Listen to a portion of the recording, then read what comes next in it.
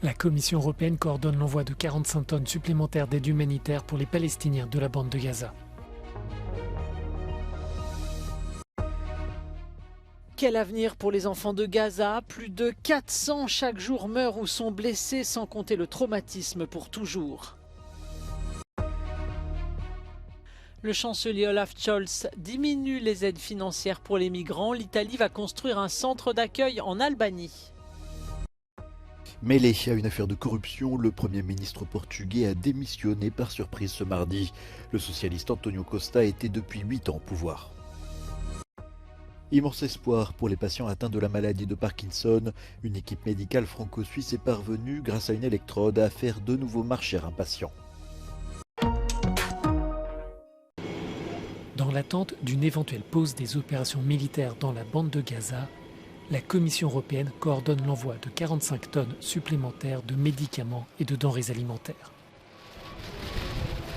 La cargaison est partie mardi de l'aéroport d'Ostende en Belgique pour rejoindre Al-Arish en Égypte, à proximité de la frontière avec l'enclave palestinienne.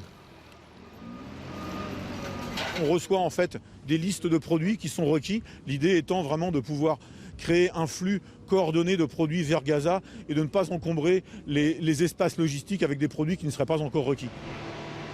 Même si cet envoi ne représente qu'une petite fraction des besoins pour les 2 millions de Palestiniens en situation de siège, les biens alimentaires, l'eau et les médicaments peuvent entrer dans Gaza.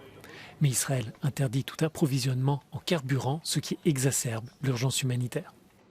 Fuel is needed in order to power generators, to run hospitals, to operate the water pumps and desalination plants, to run bakeries, and not least to enable humanitarian workers to move around and provide the supplies to people who need it. So this is the picture. We will continue to work on the improving of access.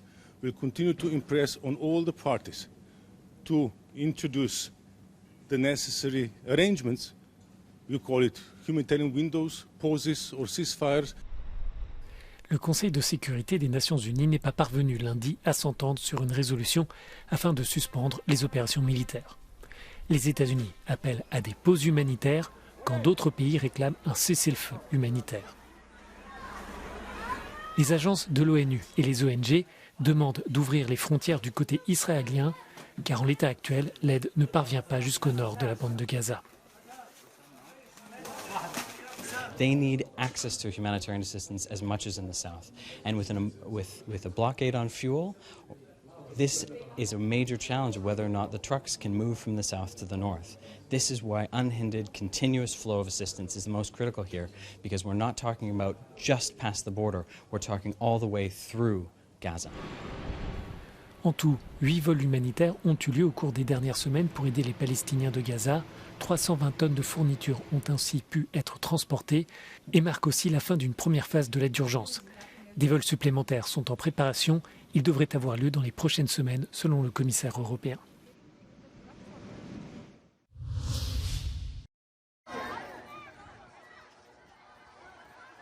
À Gaza, femmes et enfants sont au cœur d'une catastrophe humanitaire en cours. Selon l'Organisation mondiale de la santé, chaque jour, 160 enfants en moyenne sont tués et des centaines sont blessés. La mort de plus de 4000 enfants a été confirmée et plus de 1500 sont portés disparus, sans doute morts sous les décombres.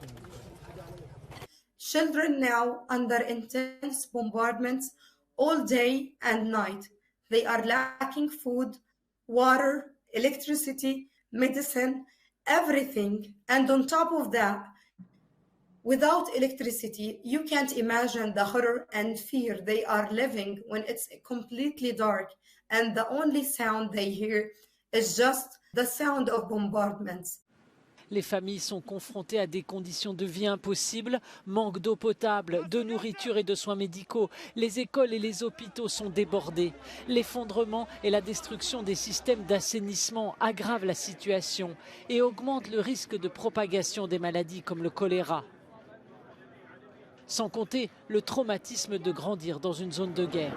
So we are risking a generation that is not going to be able to be productive adults, not going to be able to interact with their surroundings and be as productive as they can be. They will not reach their full potential. And of course, there's the issue of the cycle of violence, and we're creating violence never is the solution. Violence only produces violence, and I think the sole solution for this is to stop violence and find a solution, a political solution for the conflict.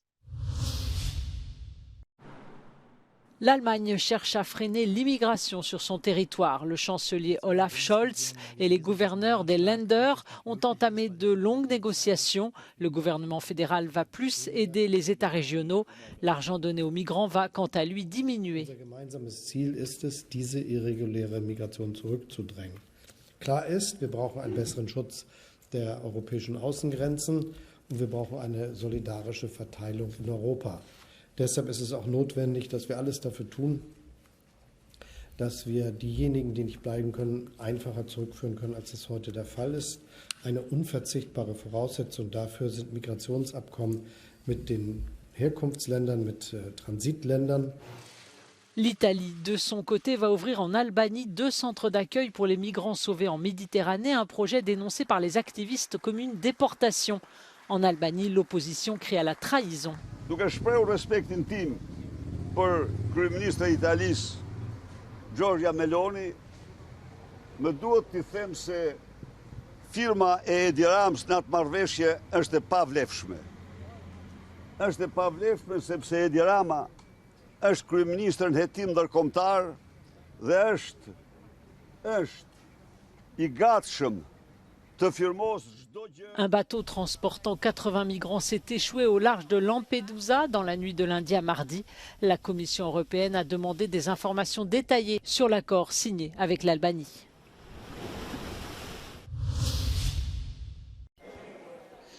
C'est un coup de tonnerre dans le paysage politique portugais. Le Premier ministre António Costa, au pouvoir depuis 8 ans, a remis mardi sa démission au président du pays. En toile de fond, une affaire de corruption. La résidence officielle d'António Costa a été perquisitionnée ce mardi et l'un de ses ministres et son chef de cabinet ont été inculpés. Meu entendimento que a dignidade das funções de primeiro-ministro não é compatível com qualquer suspeição sobre a sua integridade, a sua boa conduta e menos ainda com a suspeita de prática de qualquer ato criminal.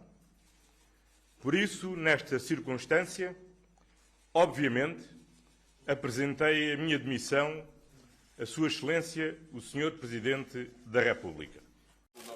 L'affaire porte selon le parquet sur des soupçons de malversation, corruption et trafic d'influence dans le cadre de l'attribution de licences d'exploration de lithium et de production d'hydrogène sur plusieurs projets à travers le pays. Soupçonné d'être lui-même intervenu pour, je cite, débloquer des procédures, le désormais ancien Premier ministre fera l'objet d'une enquête séparée.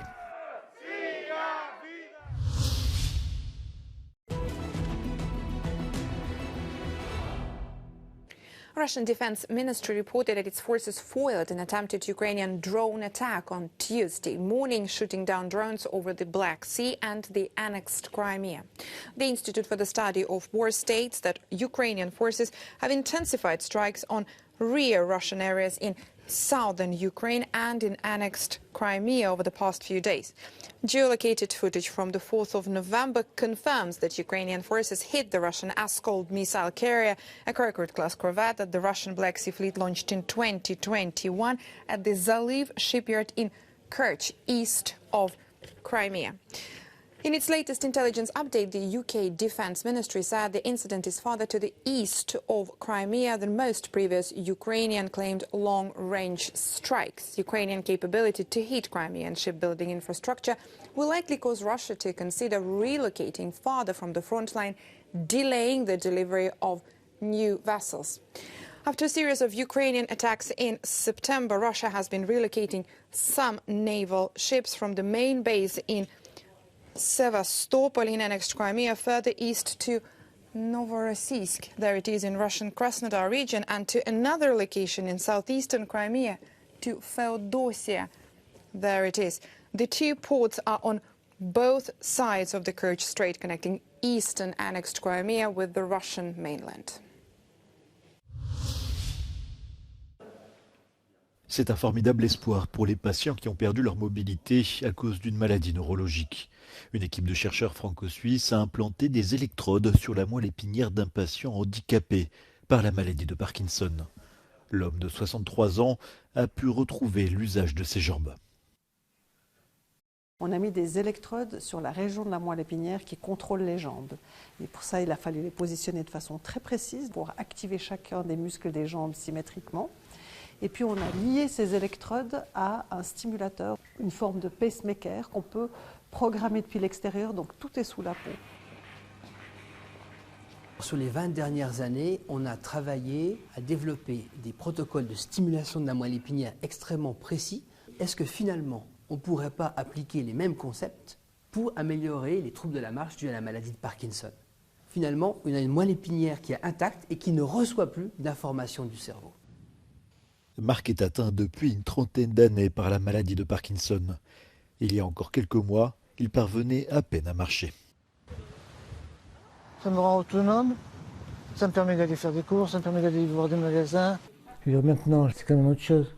Je retrouve une vie normale, là je suis parti au Brésil pour aller se balader.